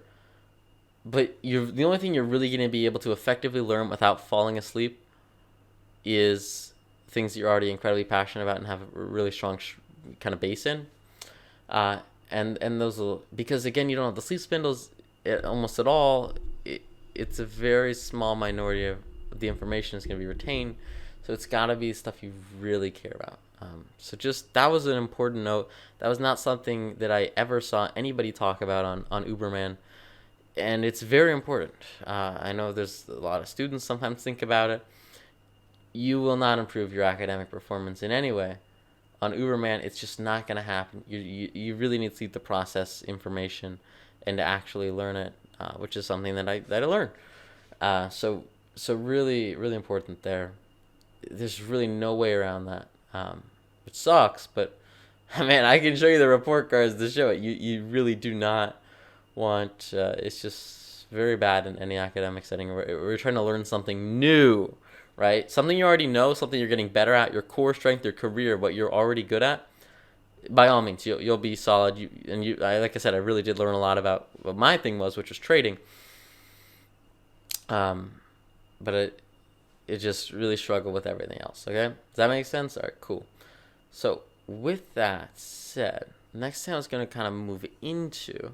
So once you make it past that transition period, you should be good. Like, you should basically have the same amount of energy during every 4-hour cycle. You're really gonna be good there in terms of doing things that are within your range of passion. Skipping that. All right, great. And it starts to feel great. It really does start to feel absolutely phenomenal. And you start to think, like, how could I have ever not been like this? Like, sleeping is so inefficient. And you'll definitely, it really starts to feel great at all times of the day. And once you're used to it, man, like I said earlier, Uberman is like being on constant euphoria. It really feels incredible. You have more energy, I would say, than you normally do because you're taking a nap. And like when you take a nap, like normally, right, it boosts your energy afterwards. So just imagine the feeling of that boost of energy perpetuated throughout the entire day forever. Like, it's an incredible feeling. It really is. You're always energetic, and really able to execute whatever it is you want to do with a fresh mind. And if you ever get tired or stuck on something, all you have to do is wait for your next nap, and then you'll be refreshed. And it really helps. You want to keep maintaining the same habits. So same food level, same activity level, same energy level, and same good habits that you've been maintaining. Even if you don't feel hungry, again, continuing to eat those meals is really just going to be massive. And as long as you keep on going, you're going to be able to keep that. It's so hard to explain how it feels, but it does. It feels absolutely incredible at like the 3-week mark. Once you get like a month in, like you really start to feel it. Like every time you feel great. It really is almost indescribable. It is awesome, and you really like don't ever want to go back. And it was really a very difficult and a very sad time for me when I had to go back to mono, because oh my god, it just feels so inefficient sleeping 8 hours now. Especially when you first do it, you just feel like a total loaf. You're like, oh my gosh, why did I just do that? Because you really get used to Uberman, and it does feel just absolutely incredible. Oh my gosh, it's just awesome. So with that said, I think and it's not even from keto. Like I had that on carbs too. So you do, once you get to that state, it really is amazing. With that said, there's one more thing I want to cover before we get to like health and all. and that's skipping naps. So you might experience this when you first start out. The thing that was nice about a bulk of the time that I was doing Polyphasic Uberman is that I was living on my own in this new dorm, right? And so I didn't have really family around me, and obviously, I don't have my own family to deal with.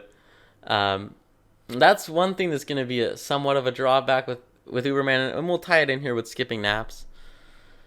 Like, you're basically not going to be able to go on dates because you can't just like stop at 8 and be like, hold up, let me just nap for 20 minutes. Or, if you're spending the night, etc., or they're spending the night, yada yada. Like, you can't just stop in the middle of it and be like, hold up, let me take a nap for 20 minutes. And similarly, you don't want to really just sit there laying in bed awake all night. Like dating on Uberman is basically gonna be a no. I remember the guy who made, what was it? I swear it was like WordPress. Yeah, WordPress. Dude who made WordPress did Polyphasic Uberman, from what I heard, for about a year, and he basically coded the entirety of WordPress in a year, at least what it was initially. And then he's like, I had to stop because I got a girlfriend and life became much more romantic. Like, 100% true. You basically can't date on Uberman. It's just not going to happen. But anyway, skipping naps is something that you might have to deal with if you're living with a lot of family, and you're not able to particularly schedule when they want to do things. With most other, like my friends or appointments, I had a lot of appointments with clients. Yeah, a lot. It's really easy because all you do is you just schedule it when you're awake, right? If you have some extraneous situation where you have to skip a nap, and usually it's for some social reason, maybe you're going to some event that lasts 3 hours, but it goes right through your nap time, but it's an important event to you and you really want to go to it. Skipping naps, I would say, is a part of Uberman if you're doing anything socially. You definitely never ever want to skip more than 2 naps in a row. That's just a terrible idea. You also, from my experience, want to space your skips out. So if you skip a nap, you give yourself at least 2 or 3 days to recover. Anything else, and you're really putting your schedule at risk. Very important thing, if you do skip a nap to go out and do whatever, if you do skip a nap, you do not make it up. You don't make up skipped naps. This is huge. This is massive. This is absolutely critical.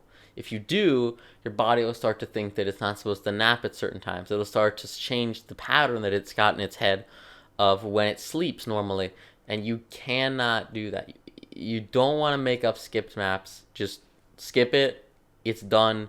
Give yourself a couple of days to recover, a few days to recover, and you'll be okay, especially if you're following the right diet, and you also make sure that you also eat during when you should normally be eating after your initial nap time, or around you'll feel it because you'll get hungry. Like once you're a couple of weeks in, you will anyway. After you wake up, you'll pretty much immediately get hungry after 3 weeks or so. It's really important. Yeah, so if you skip a nap, you don't want to make it up. It's okay to, like, if you have something that's incredibly important and you really want to not miss it, it's okay to skip a nap like once in a while. I really wouldn't recommend it. I only did it a couple of times at the beginning because I was living with my family, and my dad's like, hey, let's go do this thing, and I'm like, I gotta take a nap in an hour, and he's like, I'm gonna leave, do you want to come? And I'm like, oh, well, okay, that sounds kind of fun, I spend time with you, etc. So skipping naps is definitely a part of reality in most social situations, especially with family where you can't, again, schedule things, but you really want to avoid it as much as possible. I essentially never did it once I moved into college and was able to schedule everything. Just makes it much easier. Makes it so much easier.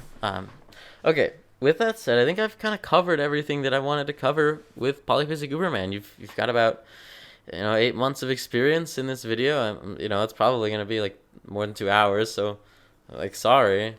I'm not going to do anything fancy with it because if you're watching this far, The other people this video is really for, those that are really considering Polyphasic Uberman.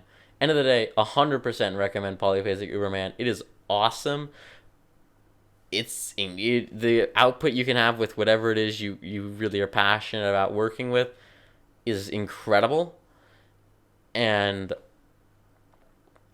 it'll change your life. I mean, it really will. The ability to do 22 hours of work in a day every single day for 7 days a week forever is just amazing. You can get so much work in. You can get, if you want, like social stuff like Saturdays sometimes. Well, not with crypto, but when I got more into Forex, the markets were closed on Saturday. And I mean, it's just incredible. It is amazing.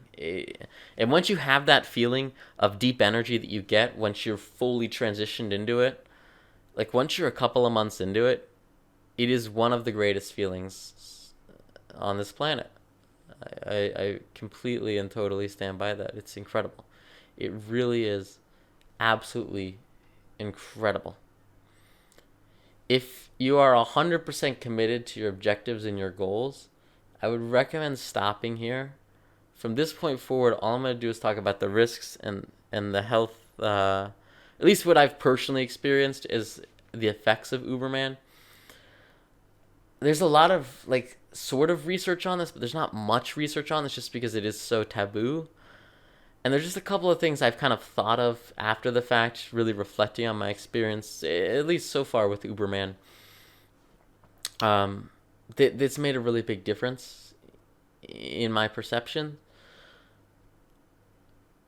If you know that the reason you wanted to Uberman is significantly greater than the potential costs of it health-wise, I would stop now because you probably don't want to hear the rest of this video.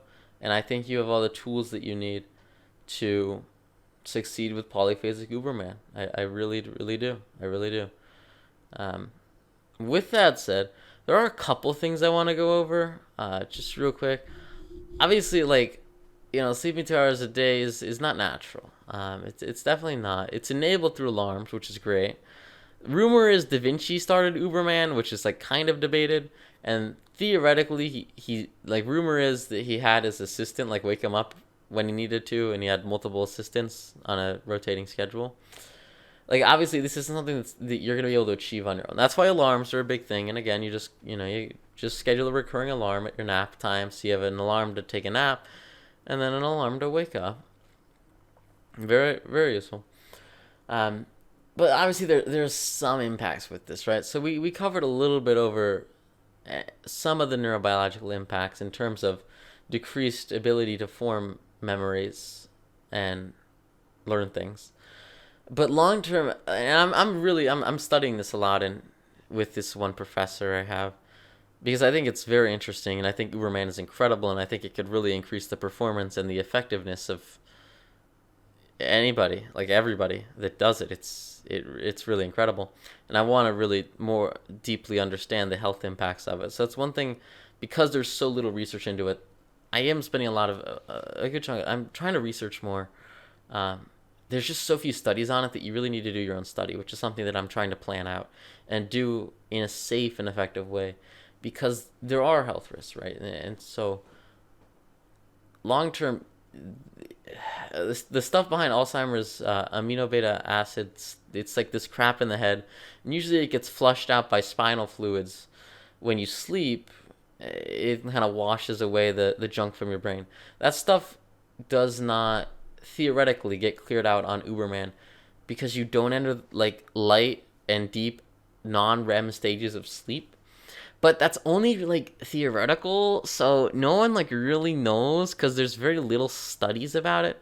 But in general, I think your biggest risk with Uberman is an enhanced chance of Alzheimer's as you grow up. And once you get diagnosed with Alzheimer's, it's essentially impossible to reverse. So there's a couple things you can do to counteract this. The first is the most obvious. You can take Alzheimer's medicine growing up, 20s, 30s, 40s, 50s, 60s. If you take Alzheimer's medicine, then there's a really great TED Talk on this. I highly recommend. Just look up like Alzheimer's TED Talk. It's probably like the first thing. and I'll link it below. Like if I don't know, like just look up Alzheimer's TED Talk.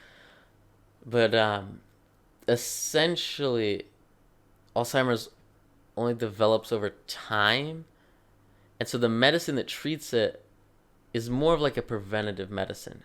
The way that this speaker put it, who's like a doctor, yada yada, is it's like Alzheimer's like lighting a match, and then once it's lit, you throw it into like a forest that's super dry, and you set it up on fire. So most of the medicine is based around putting out the fire, but it's very difficult to put out the fire once the match is lit and it sets the forest on fire. So, but the good news is that it works in putting out the fire to an extent.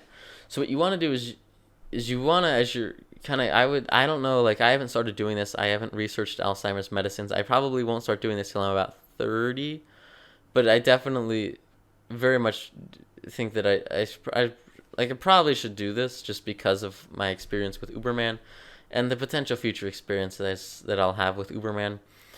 You definitely want to be taking that medicine. What it does is it performs, I believe, from my understanding, the same function as that spinal fluid in cleaning out that buildup of waste products. And those waste products just come from the breakdown of adenosine triphosphate in the brain. There's a whole lot of science behind it, yada yada. What it does is it cleans that stuff out and it puts out the fire, theoretically, the metaphorical fire. So you just want to do that before you start showing symptoms, and you want to keep the match from ever lighting, right? And so the first way to do that is by taking Alzheimer's medicine just as a preventative measure. And that's very much like later on in life. I'm assuming most people that are considering the sleep pattern are younger. Later on in life, you probably, if you do this for any extended amount of time over half a year, I would really recommend that. Second thing, with oh yeah, so Alzheimer's is the big thing, right? The second way to prevent it, and this has been shown to be really, really effective, and again, it's in this TED Talk that you should like check out, is by having more education and more learning in your life. It develops much stronger neurological pathways, and more neurological pathways, which help you a lot with memories. Just having memories, like the stronger your brain is, the more neuroplasticity, the more development, the more growth, the less neural pruning by actually using your brain, the better chances you have of not getting Alzheimer's. Like, if you look at the rates of Alzheimer's are significantly lower for those that kind of like have like any kind of college, because there's just a lot more strength in the brain just in general. So like education is a really great way, and just perpetually learning throughout life, even if it's not about just learning things, right? Reading books, really great way to strengthen your mind. I love reading. It's like awesome. Yeah, I've read so many books. My buddy's he's like, oh, I'm reading for Lent. That's my Lent thing, and I'm like, buddy, I've got about 700 books. Yeah. Anyway, yeah, so really a great way to prevent the effects of Alzheimer's, which again is I would say, from a lot of research, the absolute largest. I researched a lot before I really committed to it. The absolute biggest thing with the drawback of Uberman is increased risk of Alzheimer's, which is only theoretically increased risk because there's not very many studies on it, but I think it's pretty reasonable risk. The best way to do that is of course going to be the Alzheimer's medicine is a preventative measure, and also just more education and continued learning. That's again a really great way, and there's a lot of studies that show that, to my knowledge, that show higher education and just learning and learning and learning more is a very, very good way to combat Alzheimer's. It works very well.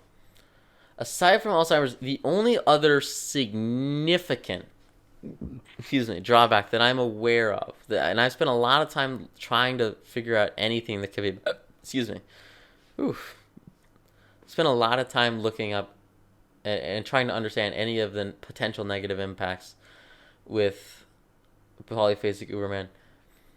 The only other significant one I found, and I haven't experienced either of these, but the only other significant one I found is decreased secretion of human growth hormone, which only really matters when you're like a like early teenager. Like I started this when I was just past 18 as a 19-year-old.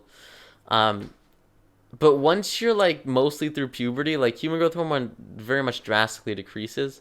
And I had a lot of that and a lot of testosterone kind of once I started working out a whole lot. I had kind of a big period in my life where I went from being really unhealthy to very healthy, dropped like 50 pounds, and sort of that's a whole nother story.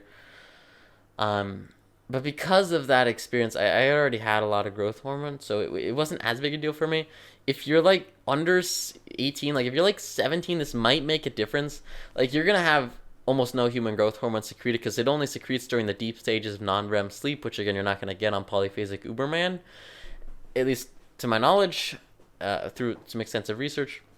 And so it's really gonna be something you want to consider. Like if you're worried, if you're still growing, like if you're still growing in any way, like you probably don't want to jump too quickly onto it because you are gonna have a decreased production of HGH. Again, for most people that are watching this, if you're at this point in your career that you have some dire reason that you want to only do whatever it is that you are passionate about, you're probably not an early teenager, so I don't think that's as big of a deal. So yeah, those are really the two big drawbacks. I never actually checked this, but I had someone mention this to me as just talking around about what I'd been doing after I stopped. After I stopped this kind of phase of Polyphasic Uberman, they mentioned blood pressure. I never really checked my blood pressure. Obviously, nothing major happened. I never had any challenges health wise because of Polyphasic Uberman. I never had anything. I never had anything. But blood pressure was one thing that they said might change. And I think there's some validity to that just because of how much food you're eating and lack of sleep. Like, I don't know if that's actually a thing, but if you have challenges with blood pressure, I see, like, theoretically how Polyphasic Uberman could agitate that. I don't have any.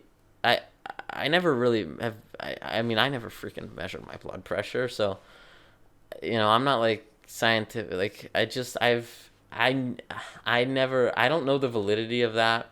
I haven't seen any studies on blood pressure. I also know very little about blood pressure aside from, what it is. With keto, you're eating a very clean diet, so I think that really helps with your body in general. Um, but so I think as long as you're on keto, like you should be pretty much okay. I never had any problems with that. If you're younger, again, you're probably not gonna have any challenges with that. But you definitely want to be careful, just for obvious reasons, right? I mean, it's obviously a very significant health decision that you're gonna make here, and none of this information or advice or any of the experiences I've had should be in any ways construed as medical advice because I am not a doctor. I would never be a doctor. Oh my gosh, I can't do blood. It's gross. I would pass out on day one. I mean, I get yeah. You get used to it. Yeah, my ass. I could not be that. I'm not trying to like say that I am an expert at all. It's just something that I've done for more time than most people have. A vast bulk of people that it's just something I have a lot of experience in that very few people do. And so I wanted to make this video because there's such little experience about Polyphasic Uberman out there, and I wanted to shed a little bit of light for those of you that are considering it. It's awesome. I mean, it is so good. With that said, that's basically the gist of it. I haven't had, yeah, I mean, it's like I said, it's really great, and it's so hard to explain if you haven't felt it before. And because a lot of times you tell people, oh, I sleep 2 hours a day, do Polyphasic Uberman, they're like, what? And you're like, yada yada.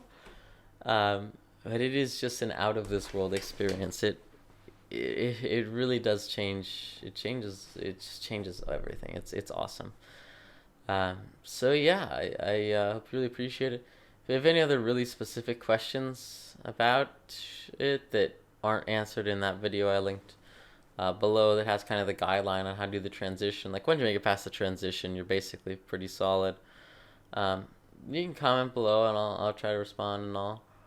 Should be cool if I really think I've covered pretty much everything that you'll need to go from ground zero into Polyphasic Uberman, and at this point, it really just comes down to a question of you and whether or not this is something that you'd like to do enough that it can fuel you into it.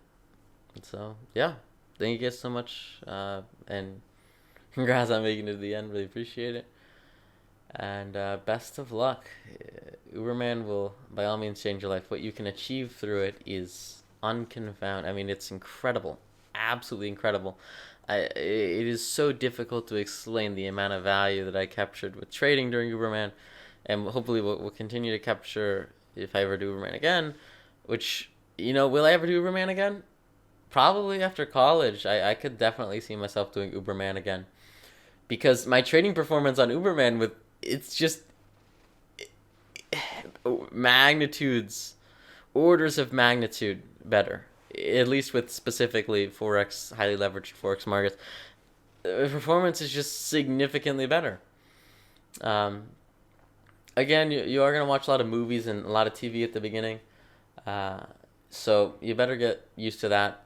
I never liked watching TV. I thought it was a waste of time. But on Uberman, at least at the beginning in the transition period, you're at a certain point not going to be able to function. And that might be 3 hours after a nap. It might be 2 hours after a nap. It just depends on where you're at with offsetting your natural rhythm of sleep and what kind of time of the day it is. But if you like movies, I love movies, so I was happy to watch a bunch of movies because I thought it was awesome. A couple of TV shows really loved. There's a lot of great stuff on Netflix. Oh my gosh, one that I remember. Oh my gosh, so many great DC shows. Cause you have so much time, and with trading, like most of the time, you're just waiting for something to happen. So, at least with forex, so I would just have a couple of charts up, and then just watch on like one screen. You just watch TV all day, or all night, cause like no one's away. You got no work to do. Like, and you're just waiting for some setup. At least that was my experience with trading in financial markets. If you're doing something more like generally involved, like maybe that won't be your experience. But yeah, I mean, I would love to hear if you get once you get 3 months in, you're basically in. If you get a couple months in, like leave a comment. I'd love to hear what you guys are using Polyphasic Uberman for, because it is a tool that is very much understudied, very much underrepresented in like any kind of media, and I think it's one of the best tools that we have as people. It's incredible, and it opens up doors and opportunities that most people couldn't even imagine. Like people are like, "Oh, I worked 16-hour day," or "Oh, I worked from." You hear 16-hour a day a lot in startups, and it's just very humbling and enlightening to realize that. Oh, here, let me calculate here.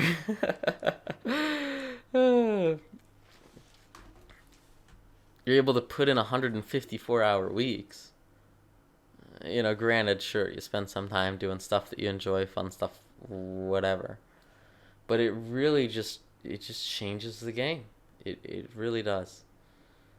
So yeah, thank you guys so much. Really appreciate it. Best of luck with Polyphasic Uberman. Hope you enjoyed the advice.